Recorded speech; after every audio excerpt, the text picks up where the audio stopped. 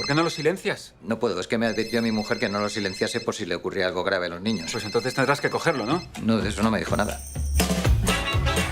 Tenemos 5 hijos. También deberían ser tu trabajo. Lo serían si me dejases. Dani está en la etapa de las preguntas. ¿Somos de Lobu? Y Paulita de las rabietas. ¿Qué haces? Yo prefiero estar en una habitación llena de ratas que estar con un niño.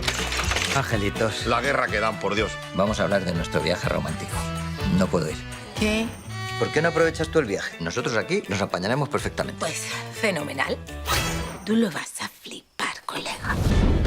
Yo no pienso echar la baba en el hombro de un desconocido, por favor, qué asco. ¿Usted quién es? El padre. Lo mío es una suplencia de una semana. No pienso mojarme con nada. ¡Es vuestra madre! Si te mueres un chino te vuelves chino. No, hombre, los chinos no son como los zombies. Quiero ser negra, que cantan súper bien. ¿No puede ser negra? ¿Por qué discutís ahora? Papá no nos deja ser negras. Tú esto de la lógica. 2 mojitos y otros 2 para mi cuñada. ¡Ah! ¡Soy Batman! Que Batman no vuela, imbécil. ¡Soy Superman!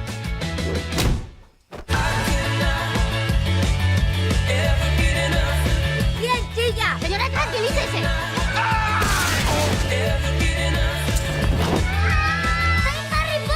Mamá, si estás ahí, manifiéstate. Pues mamá no está muerta. Pero se va a morir cuando vea esto.